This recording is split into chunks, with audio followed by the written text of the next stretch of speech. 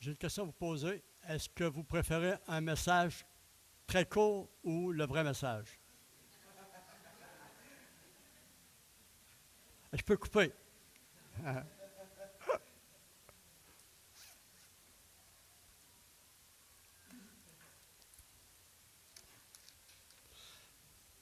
Je vais quand même essayer d'abréger par la grâce de Dieu. OK? Mais c'est difficile quand Dieu nous a donné un message pour son peuple, n'est-ce pas? OK? Souvent, le défi, c'est les enfants. Là, les enfants viennent d'aller dans leur classe d'école du dimanche. OK? Donc, les professeurs doivent avoir au moins 40 minutes, OK? minimum. OK. Donc, ça donne plus de latitude. À moins que les adultes soient impatients. Ah! Mais pour ce qui est des enfants, il y a de quoi pour les occuper au moins 40-45 minutes. Je vais rester avec leur visage. Je vais prier. Notre Dieu, notre Père, c'est vrai que nous sommes dans la joie parce que nous t'appartenons, mais aussi, Seigneur, nous sommes dans la joie pour Tom et Heidi qui nous ont partagé leur appel et leur obéissance, Seigneur Jésus. Les défis sont grands, comme pour chacun de nous, nous avons tous des défis différents, mais tu es là, Seigneur. Tu marches avec nous, Seigneur. Et ce matin, tu es avec nous, tu es avec moi, tu es avec les professeurs d'école du dimanche. Et on compte sur toi, Seigneur, parce que nous sommes impuissants. Mais c'est ton Saint-Esprit qui agit, qui va agir encore par pure grâce. Amen. Okay. Bonjour tout le monde, encore à nouveau. En préparant ce message, Dieu m'a montré qu'il y avait des frères et des sœurs qui avaient besoin d'être encouragés ce matin. Je pense que même Tom et Heidi ont besoin d'être encouragés. Qu'on veuille ou non, on passe tous par des moments difficiles. Et puis, on se pose souvent la question, pourquoi? Pourquoi? Et je prie pour que Dieu fortifie votre foi et qu'il vous encourage à persévérer. Parce qu'on a tous le chemin étroit et resserré. Il est difficile des fois. Mais je prie que Dieu vous donne la persévérance et une foi pour continuer la course. Ça va. Le passage que Dieu m'a donné, c'est 1 Pierre, chapitre 1er. Quelle richesse sa parole. 1 Pierre 1. Pierre, apôtre de Jésus-Christ, à ceux qui sont étrangers et dispersés dans le Pont, la Galatie, la Cappadoce, l'Asie et la Bithynie, et qui sont élus selon la prescience de Dieu le Père par la sanctification de l'Esprit, afin qu'ils deviennent obéissants. On comprend pourquoi que Tom et Heidi ont répondu. Et qu'ils deviennent obéissants et qu'ils participent à l'aspersion du sang de Jésus-Christ, que la grâce et la paix vous soient multipliées. Et là, Pierre s'adresse à ces chrétiens qui connaissent, qui ont entendu, qui souffrent. Il dit au verset 3, « Béni soit Dieu, le Père de notre Seigneur Jésus-Christ, qui selon sa grande miséricorde nous a régénérés, nous a donné une vie nouvelle en Christ, nous a régénérés pour une espérance vivante par la résurrection de Jésus-Christ d'entre les morts. » Pourquoi? 1, il nous a régénérés pour une espérance vivante. 2, pour un héritage qui ne peut ni se corrompre, ni souiller, ni flétrir, lequel vous est réservé dans les cieux. Je dis amen à ça. À vous, maintenant, à vous qui par la puissance de Dieu êtes gardés par la foi pour le salut prêt à être révélé dans les derniers temps. C'est là ce qui fait votre joie, quoique maintenant, puisqu'il le faut, vous soyez attristés pour un peu de temps par diverses épreuves, afin que l'épreuve de votre foi, plus précieuse que l'or périssable, qui cependant est éprouvé par le feu, ait pour résultat la louange, la gloire et l'honneur lorsque Jésus-Christ apparaîtra. Le verset 8, « Lui que vous aimez sans l'avoir vu, en qui vous croyez sans le voir encore, vous réjouissant d'une joie ineffable et glorieuse, parce que vous obtiendrez le salut de vos âmes pour prix de votre salut. » vous obtiendrez le salut de vos âmes pour le prix de votre foi. Amen. Amen. Comme je viens de mentionner, Pierre veut encourager les chrétiens qui passent par des moments difficiles, qui sont éprouvés à cause de leur foi, parce que Pierre veut les encourager à tenir bon, un peu comme on connaît les missionnaires qui sont à l'étranger.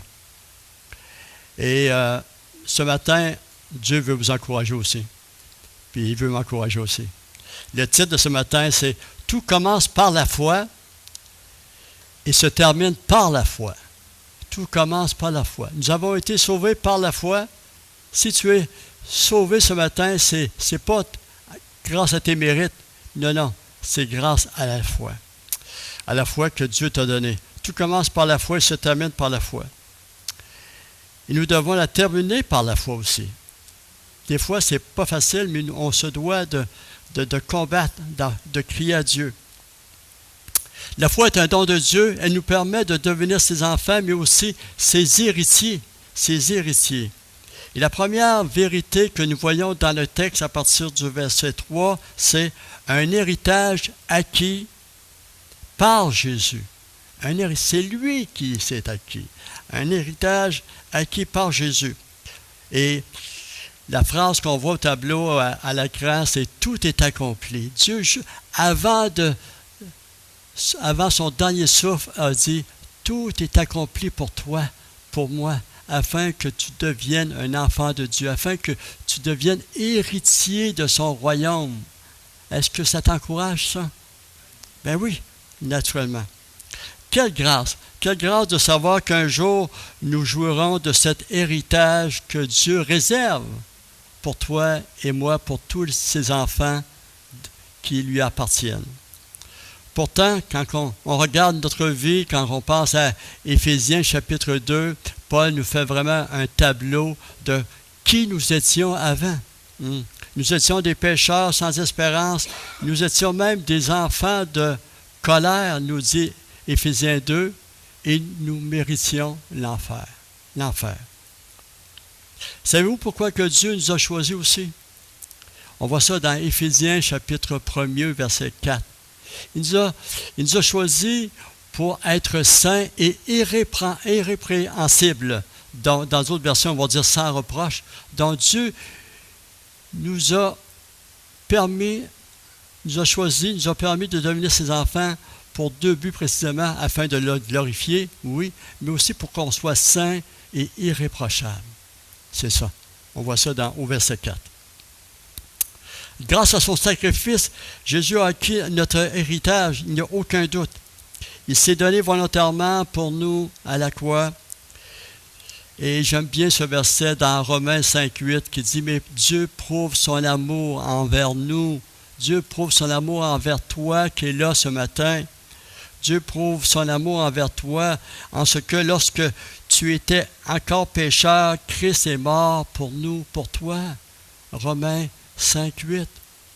Ça doit être gravé, c'est une vérité. Et l'autre diapo qu'on voit, c'est que pourtant, nous n'avons rien fait. Nous n'avons rien mérité. On ne méritait pas son amour. Et malgré tout, il nous a choisis pour devenir ses bénéficiaires d'un héritage éternel. Un héritage qui ne peut se corrompre et qui est incomparable à un héritage que tu peux avoir dans ce monde. C'est ça, la beauté, l'amour de Dieu. Et dans Jacques, chapitre 2, verset 5, quelle belle vérité que Jacques, le demi-frère de Jésus, nous donne. Jacques 2, 5 nous dit, « Dieu n'a-t-il pas choisi les pauvres aux yeux du monde? » On était sans espérance. Donc, Dieu n'a-t-il pas choisi les pauvres aux yeux du monde pour qu'ils soient riches en la foi et héritiers du royaume qu'il a promis à ceux qu'il aime? C'est assez d'amour, ça? Nous qui étions pauvres, il a fait de nous des riches dans la foi en Jésus. Amen. En terminant, en attendant plutôt son retour, nous devons persévérer. Il y a des mots clés dans ce que Dieu veut nous dire ce matin, c'est de persévérer la foi. D'ailleurs, dans ce passage, on voit le mot foi à 4 reprises. Et si on prend la version sommaire, elle apparaît 5 fois. La foi apparaît 5 fois. Et nous devons persévérer jusqu'à la fin. Et malgré nos difficultés, malgré nos luttes, nos combats de tous les jours, on doit persévérer. On va aller tout de suite à la deuxième vérité qu'on a dans le texte. Un héritage préservé par la foi. On voit ça au verset 6 et 7.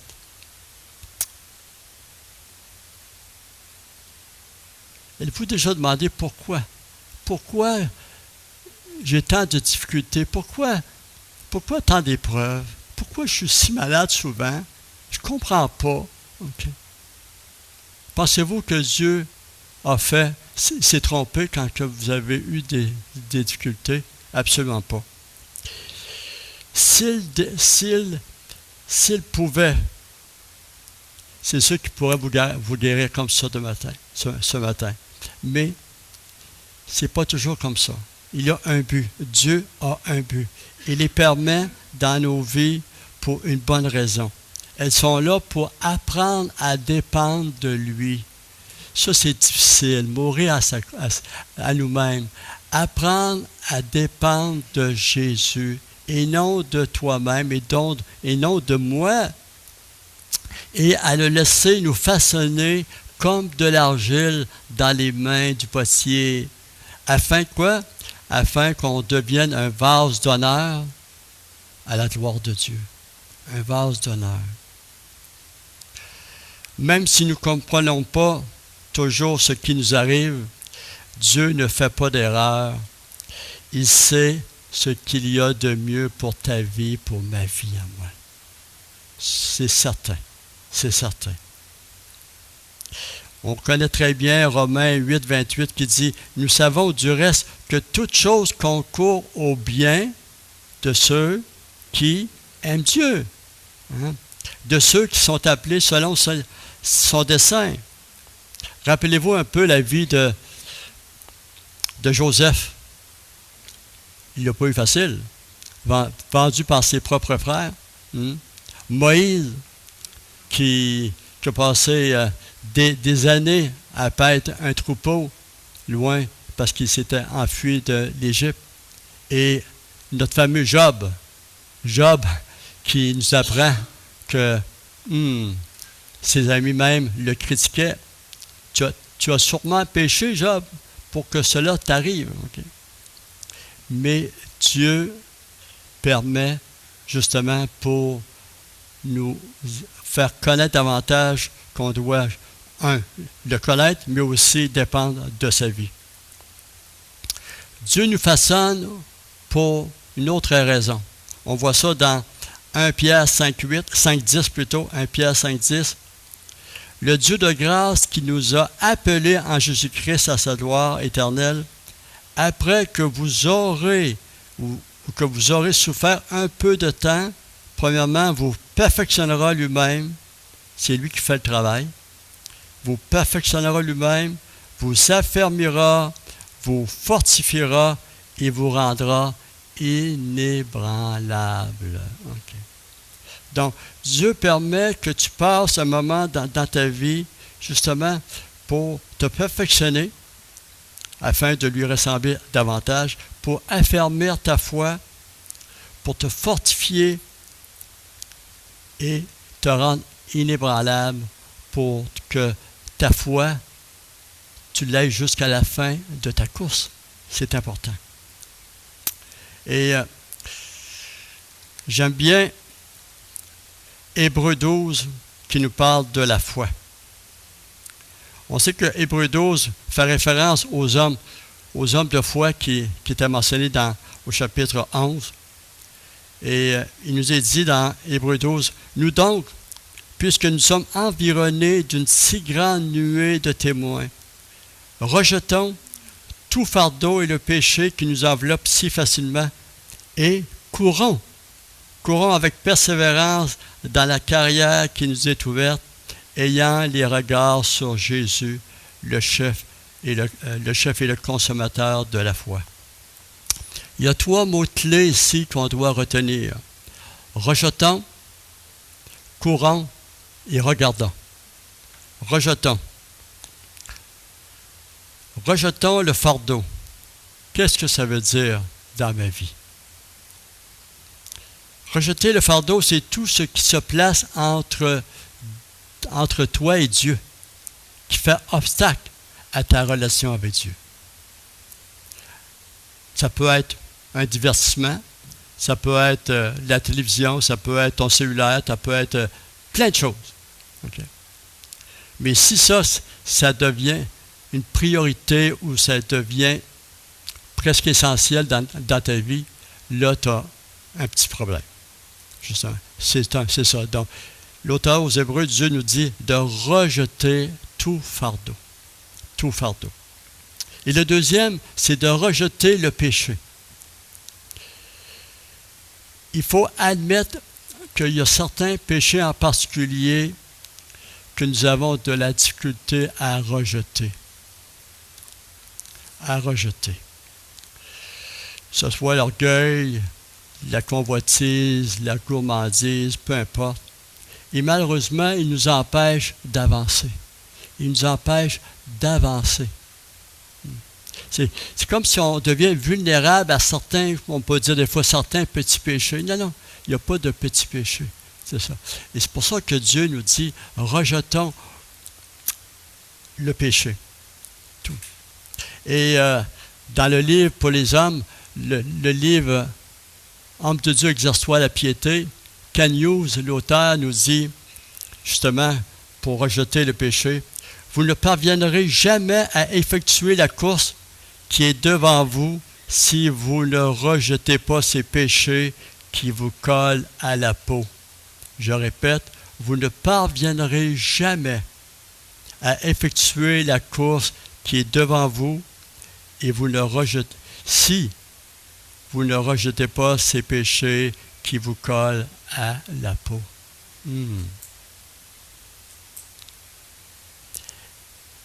Et le verset nous dit de courir. Parfois, il est arrivé dans ma vie, à genoux, je disais au Seigneur, tu me demandes de courir, je n'ai même pas la force. Je n'ai même pas la force d'avancer. Viens à mon secours. Et c'est là qu'on apprend graduellement à dépendre de Dieu. Lorsqu'on se sent tellement faible, vulnérable, ou peut-être coupable d'avoir péché, d'avoir attristé quelqu'un. Mais Dieu nous fait la grâce. Et ici, courons avec persévérance, on sait à quel point que la persévérance est essentielle dans ta vie, dans ma vie. Est essentielle pour tout coureur qui veut gagner la course. Le coureur qui court, là, il anticipe déjà la victoire et avant même d'arriver.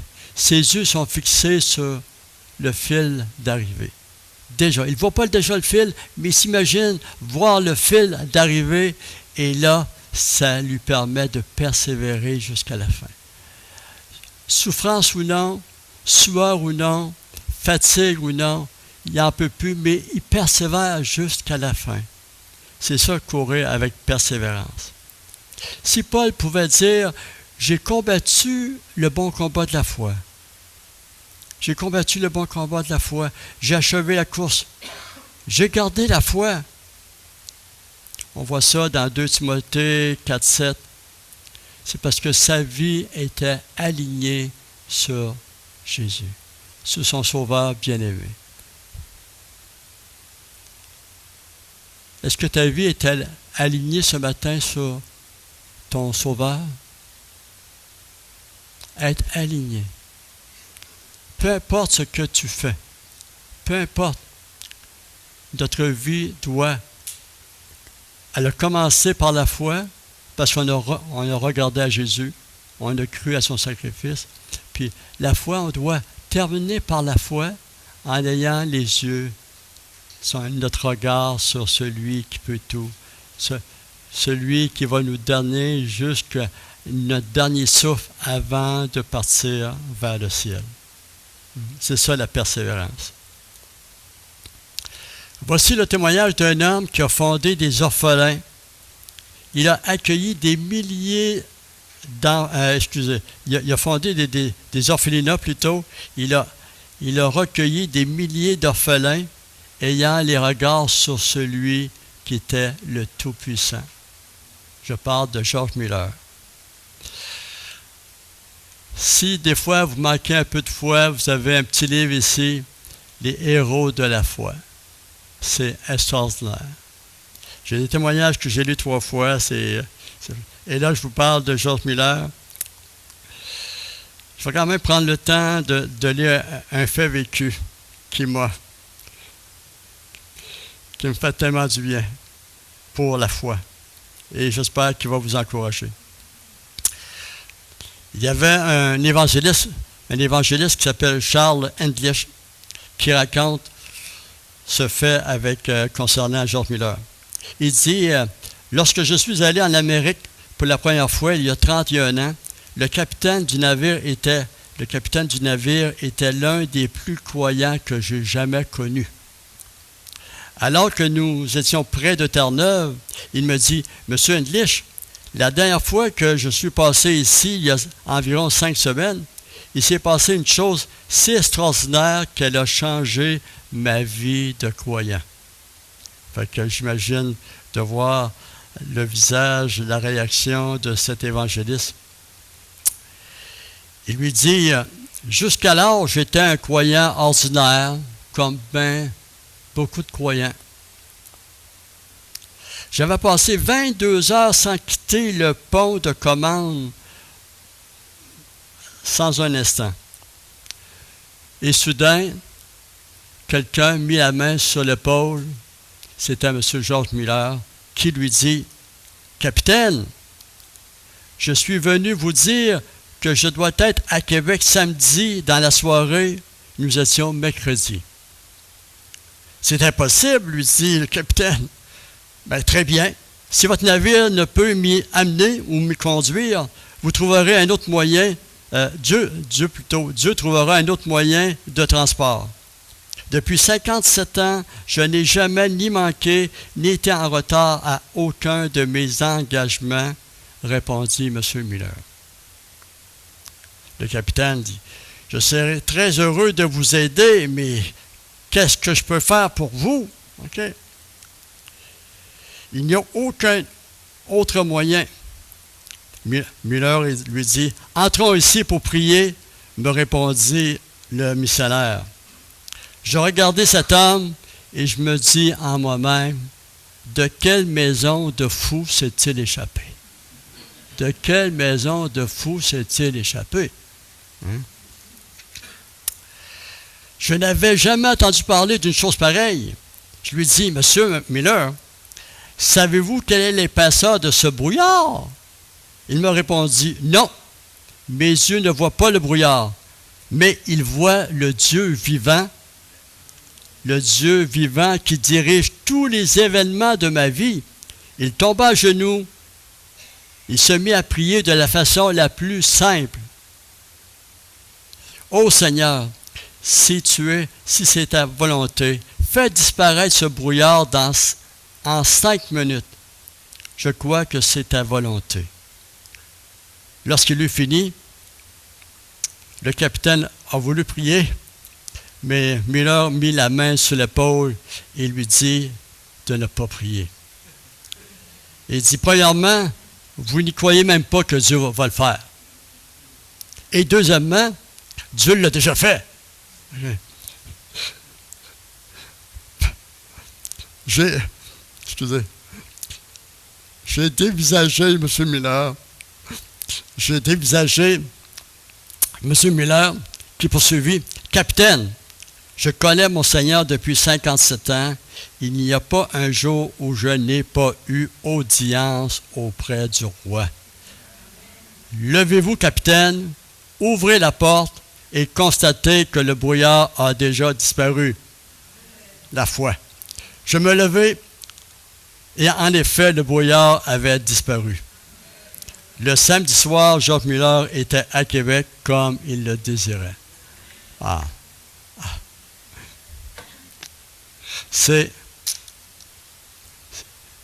Nous appartenons à un Dieu de miracles.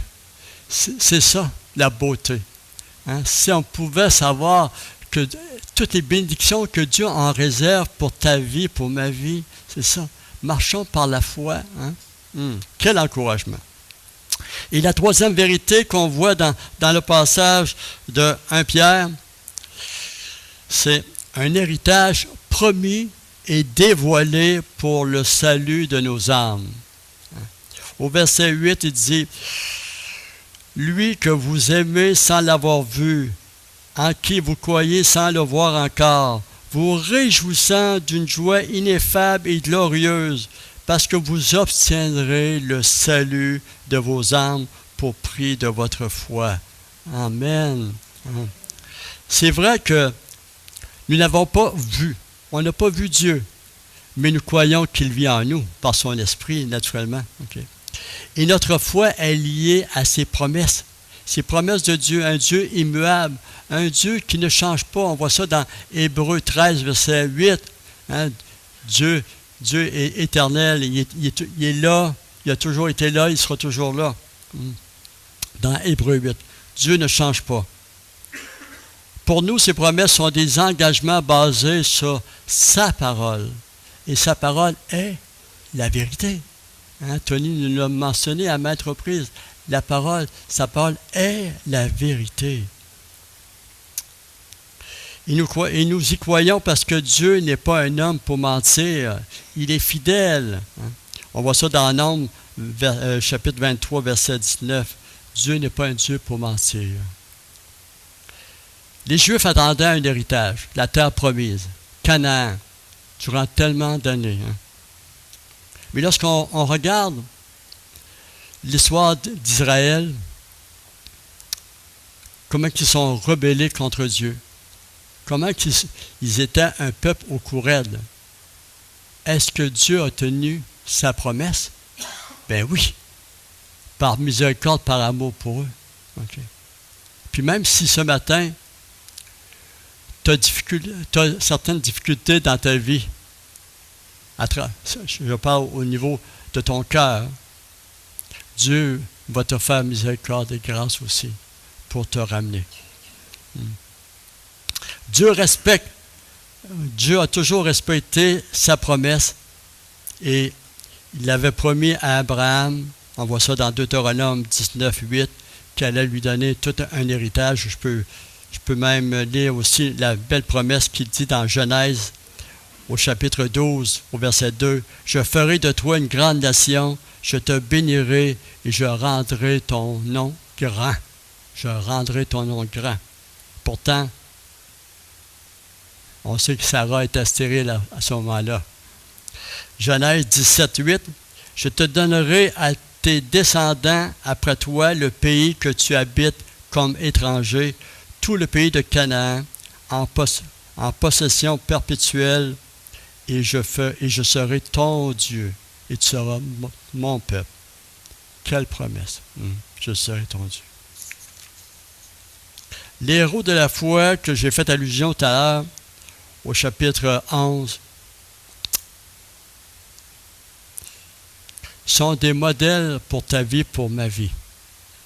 Ils n'ont peut-être pas obtenu ce qu'ils désiraient ou ce qu'ils espéraient, mais ils ont terminé leur course avec foi et avec une espérance vivante en vue d'un héritage éternel.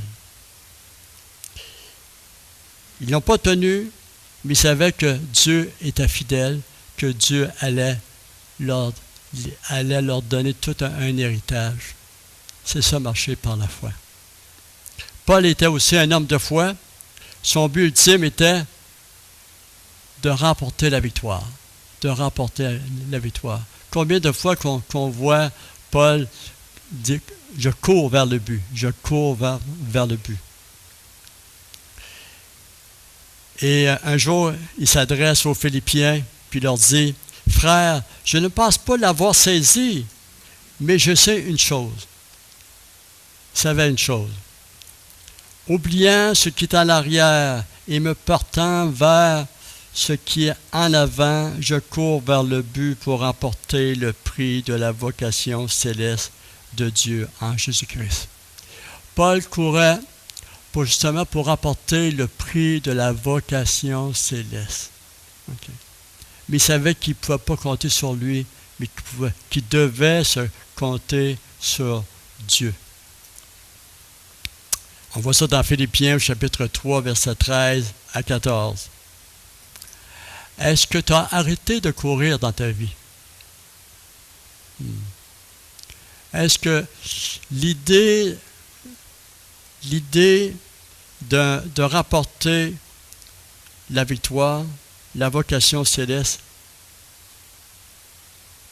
est toujours dans ton cœur? Est-ce que tu as lâché prise à ça? L'objectif, tu as plus ce but ultime que tu avais au tout début de la vie chrétienne. Mais justement, Dieu veut t'encourager ce matin parce qu'il est là. Il est là. Nous avons vu ce matin que Dieu nous réserve un héritage dans les cieux, qu'il préserve cet héritage précieusement dans ton cœur, dans son cœur, et qu'il tiendra sa promesse de nous dévoiler cet héritage à la fin de notre course ou à son retour. À la fin de sa vie, Paul a encouragé Timothée, parce qu'il savait à quel point que la tâche d'être berger d'un troupeau, Timothée était pasteur. Et Paul voulait absolument encourager Timothée pour que son fils persévère jusqu'à la fin. Il lui dit dans 1 Timothée, chapitre 2, chapitre 6-12, plutôt 1 Timothée 6-12, combat le bon, il dit, Timothée, combat le bon combat de la foi. Saisis la vie éternelle à laquelle tu as été appelé. Saisis la vie éternelle.